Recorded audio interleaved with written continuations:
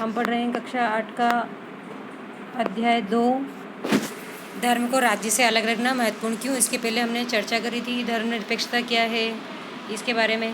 तो धर्म को राज्य से अलग रखना महत्वपूर्ण क्यों है, मतलब धर्म को राज्य में दखल देना चाहिए, नहीं देना चाहिए। जैसा कि पीछे का चर्चा की गई है, धर्मनिरपेक्षता का सबसे महत्वपूर्ण पहलू है धर्म को राजसत्ता से अलग करना। तो धर्मनिरपेक्षता का सबसे महत्वपूर्ण पहलू क्या है? धर्म को राजसत्ता से अलग करना। एक लोकतांत्रिक देश में ये बहुत जरूरी है। दुनिया के तकरीबन सारे देशों में एक से ज़्यादा धर्मों के लोग साथ साथ रहते हैं। आप अपने आसपास भी देखोगे, अलग अलग सभी धर्मों के लोग आपके पास रहते हैं। जाहिर है हर देश में किसी एक धर्म के लोगों की संख्या ज़्यादा होगी। अब अगर बहुमत वाले धर्म के लोग राज्य सत्ता में पहुंच जाते हैं तो उनका समूह दूसरे धर्मों के खिलाफ भेदभाव करने और उन्हें परेशान करने के लिए इस सत्ता और राज्य के आर्थिक संसाधनों का इस्तेमाल कर सकता है। जाहिर है हर देश में किसी एक धर्म के लोगों की संख्या ज़्यादा होगी। होता ही है, किसी देश में कौन से समाज के लोग ज़्यादा होते हैं, किसी में कम होते हैं।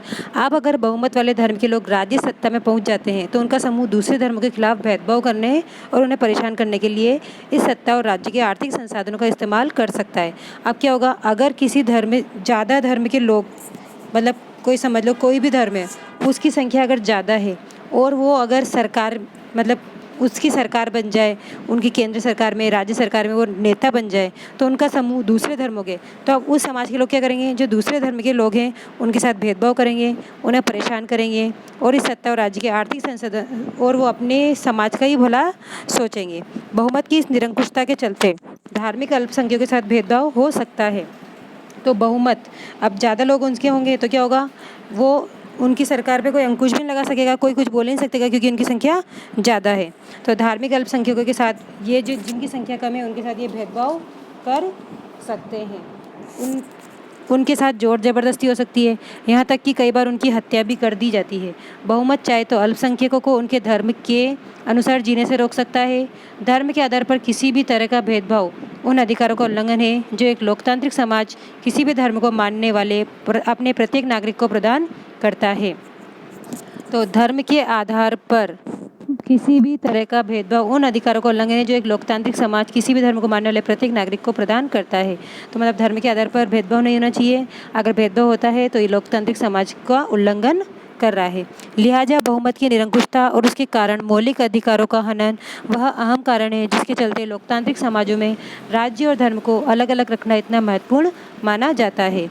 लोकतांत्रिक समाज में धर्म को राज्य से अलग रखने का एक महत्वपूर्ण कारण यह है कि हमें लोगों के धार्मिक चुनाव के अधिकार की रक्षा करनी है। इसका अर्थ यह है कि देश के किसी भी व्यक्ति को एक धर्म से निकलने और दूसरे धर्म को अपनाने या धार्मिक उपदेशों को अलग ढंग से व्याख्या करने की स्वतंत्रता होती है। अब जो लोकतांत्रिक देश होता है उसमें क्या है, देश के किसी भी व्यक्ति को एक धर्म से निकलने और दूसरे धर्म को अपनाने या धार्मिक उपदेशों को अलग ढंग से व्याख्या करने की भी स्वतंत्रता होती है। आइए इस बात को और अच्छी तरह समझने के लिए छुआछूत की प्रथा पर विचार करें। संभव है आपको हिंदुओं के बीच प्रचलित ये प्रथा अच्छी न लगती हो। इसका मतलब है कि आप इसे बदलने की कोशिश भी करेंगे। लेकिन अगर राज्य की सत्ता ऐसे हिंदुओं के हाथ में है जो छुआछूत को सही मानते हैं, तो क्या आप आसानी से इस प्रथा को बदल पाएंगे? तो देखो क्या है, आपको हिंदुओं की प्रचलित प्रथा अच्छी नहीं लगती, इसका मतलब ये है कि आप इसे बदलने की कोशिश भी करेंगे। मतलब कोई भी आज हमारे साथ भी कोई बोलेगा कि इसके हाथ मत लगाओ, ऐसे मत करो, तो हमें क्या लगेगा, बुरा लगेगा। लेकिन अगर राज्य की सत्ता ऐसे हिंदुओं के हाथ में है जो छुआछूत को सही मानते हैं, तो क्या आप आसानी से इस प्रथा को बदल पाएंगे? लेकिन अगर सरकार ऐसी बन जाए जो बोले कि हाँ इसके साथ ऐसा व्यवहार करो छुआछूत का, तो क्या आप इस प्रथा को, इस रिवाज को बदल पाओगे? अगर आप प्रभुत्वशाली धार्मिक समुदाय के सदस्य हैं तो भी आपको अपने समुदाय के ही दूसरे लोगों की ओर से भारी विरोध का सामना करना पड़ सकता है। चाहे और अगर आपके धर्म के बहुत बड़े सदस्य हो, आपको अच्छा ऊंचा पद मिला हुआ है, तो भी आपको अपने समुदाय के ही दूसरे लोगों से, आपकी ही समाज के लोगों से आपको दूसरे लोगों की ओर से और बहुत मतलब उनका विरोध सहना पड़ सकता है। तो राज्य सत्ता पर नियंत्रण रखने वाले ऐसे सदस्य कहेंगे कि हिंदुत्व की केवल एक ही व्याख्या होती है और उसकी ओर कोई व्याख्या करने का तुम्हें कोई अधिकार नहीं है। ये मस्जिद, ये मंदिर, ये गुरुद्वारा, ये बोल रहे हैं हम सब साथ साथ हैं। अब हम पढ़ेंगे भारतीय धर्मनिरपेक्षता क्या है। भारतीय संविधान में कहा गया है कि भारतीय राज्य धर्मनिरपेक्ष रहेगा। हमारे संविधान के अनुसार केवल धर्मनिरपेक्ष राज्य ही अपने उद्देश्यों को साकार करते हुए निम्नलिखित बातों का ख्याल रख सकता है कि कोई एक धार्मिक समुदाय किसी दूसरे धार्मिक समुदाय को न दबाए, मतलब कोई दूसरे धर्म के लोग जो है वो दूसरे धर्म के लोगों को न दबाए। दूसरा, कुछ लोग अपने ही धर्म के अन्य सदस्यों को न दबाएं। तो अब कुछ किसी धर्म में कुछ लोग तो होते हैं पैसे वाले, कुछ होते हैं गरीब, तो जो गरीब लोग हैं उन लोगों को वो दबाए नहीं बल्कि उनकी भी बात सुने। तीसरा, राज्य न तो किसी खास धर्म को थोपेगा और न ही लोगों को धार्मिक स्वतंत्रता छीनेगा। अब राज्य जो है ना वो किसी व्यक्ति को यूँ नहीं बोलेगा कि तू हिंदू धर्म मान, मुस्लिम बन, ईसाई बन।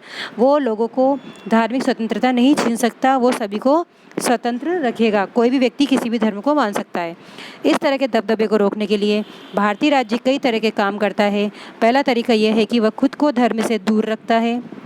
भारतीय राज्य की बागडोर न तो किसी एक धार्मिक समूह के हाथों में है और न ही राज्य किसी एक धर्म को समर्थन देता है। तो पहला तरीका वह क्या है, वह खुद को धर्म से दूर रखता है। कौन? राज्य। अगर वो किसी धर्म में पड़ेगा तो क्या होगा, उसे दूसरों को भी वो रोकेगा, इसलिए वो खुद ही धर्म से दूर रहता है। भारतीय राज्य की बागडोर न तो किसी एक धार्मिक समूह के हाथों में है न ही राज्य किसी एक धर्म का समर्थन देता है। तो अब भारतीय राज्य की जो बागडोर है ना वो किसी धार्मिक समूह के हाथ में नहीं है। अब जो हमारी सरकार है उसका कोई धर्म है क्या? कोई धर्म नहीं है। सभी धर्मों को वो मान्यता देते हैं और न ही राज्य किसी धर्म को समर्थन देता है। तो भारत में कचहरी, थाने, सरकारी विद्यालय और दफ्तर जैसे सरकारी संस्थानों में किसी खास धर्म को प्रोत्साहन देने या उसका प्रदर्शन करने की अपेक्षा नहीं की जाती है। मतलब हमारे यहाँ जो थाने हैं, कचहरी है, सरकारी विद्यालय, चाहे प्राइवेट स्कूल हो, कोई भी सरकारी संस्थान हो या कुछ भी हो, वहाँ पे किसी धर्म को प्रोत्साहन, मतलब किसी धर्म को नहीं पढ़ाया जाता और उसकी उपेक्षा नहीं की जाती, मतलब किसी धर्म की बुराई नहीं की जाती है। सीमापुर सरकारी विद्यालय में स्कूल के विद्यार्थी एक धार्मिक त्यौहार मनाना चाहते हैं। सर, अगले महीने एक बहुत बड़ा त्यौहार आ रहा है, हमने कभी स्कूल में ये त्यौहार नहीं बनाया, क्या इस साल बनाए? नहीं रेखा, ऐसा नहीं हो सकता। हमारा स्कूल सरकारी स्कूल है, हम किसी एक धर्म को महत्व नहीं दे सकते। निजी स्कूल जो चाहे करे। सरकारी स्कूल अपनी चार दीवारी के भीतर कोई धार्मिक उत्सव आयोजित नहीं किया करते। वैसे भी ज़्यादातर धार्मिक त्योहारों पर सरकारी छुट्टी होती है, इसलिए हम इन त्योहारों को घर पर ही मना सकते हैं। मैंने इस दृष्टि से कभी नहीं सोचा था। मुझे लगता है कि स्कूल के बाहर हम कभी भी ये त्यौहार मना सकते हैं। खैर कोई बात नहीं, हम लोग अपने मोहल्ले में तो इस त्यौहार का आयोजन कर ही रहे हैं। तो उपरोक्त चित्रकटापट में स्कूल के भीतर किसी धार्मिक त्यौहार को आयोजन सभी धर्मों के साथ एक जैसा व्यवहार करने की सरकारी नीति के खिलाफ होता है। तो सरकारी स्कूल हो चाहे प्राइवेट, वहाँ पे किसी धर्म के प्रोग्राम का आयोजन नहीं किया जा सकता। सरकारी स्कूल अपनी प्रातःकालीन प्रार्थनाओं या धार्मिक आयोजन के जरिए किसी एक धर्म को बढ़ावा नहीं दे सकते। यह नियम निजी स्कूलों पर लागू नहीं है और न ही निजी स्कूलों पर लागू है। धार्मिक वर्चस्व को रोकने के लिए भारतीय धर्मनिरपेक्षता का दूसरा तरीका है अहस्तक्षेप की नीति। मतलब किसी भी धर्म में हस्तक्षेप नहीं करने के लिए दूसरा तरीका क्या है? अहस्तक्षेप की नीति। मतलब किसी के धर्म में कोई दखलंदाजी नहीं करना। इसका मतलब है सभी धर्मों की भावनाओं का सम्मान करने और धार्मिक क्रियाकलापों में दखल न देने के लिए राज्य कुछ खास धार्मिक समुदायों को विशेष छूट देता है। अहस्तक्षेप की नीति का मतलब क्या है? सभी धर्मों की भावनाओं का सम्मान करने और धार्मिक क्रियाकलापों में दखल न देने के लिए, मतलब जितने भी धर्म है उन सबकी भावना का सम्मान करना और उस धर्म से संबंधित जो भी क्रियाकलाप होते हैं उसमें दखल न देना, मतलब उसमें बीच में टांग न अड़ाना। राज्य कुछ धार्मिक समुदायों को कुछ विशेष छूट देता है। कुछ धर्म ऐसे होते हैं उनको राज्य कुछ विशेष छूट देता है। कुछ दोस्तों ने हाल ही में स्कूटर खरीदे, वे साथ साथ स्कूटर से सैर पर जाने को तैयार हैं। अरे तुम्हारे पास हेलमेट तो है ना? दिल्ली में सबको हेलमेट पहनना पड़ता है, यही कानून है। फिर तुमने हेलमेट क्यों नहीं पहना? जुर्माना भरने का बड़ा शौक है क्या? फिक्र मत करो, मुझे जुर्माना नहीं पड़ेगा। क्यों? क्योंकि सरदार है ये, है ना? सुनना ध्यान से। अरे परमजीत, एक सेकंड।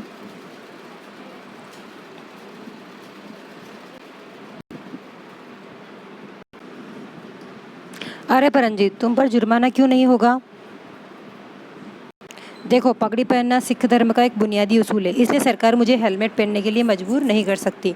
तो जो सरदार लोग होते हैं वो पगड़ी पहनते हैं, इस कारण उनको हेलमेट पहनना कंपलसरी नहीं होता है।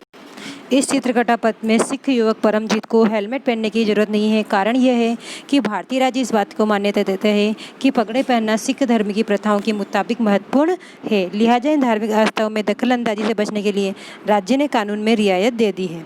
धार्मिक वर्चस्व को रोकने के लिए भारतीय धर्मनिरपेक्षता का तीसरा तरीका है हस्तक्षेप का तरीका। तीसरा तरीका क्या है? हस्तक्षेप का तरीका।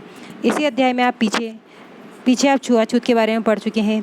ये इस बात का उपयुक्त उदाहरण है कि किस तरह एक ही धर्म के लोग, ऊंची जाति के हिंदू, अपने ही धर्म के अन्य सदस्यों, कुछ निचली जातियों को दबाते हैं।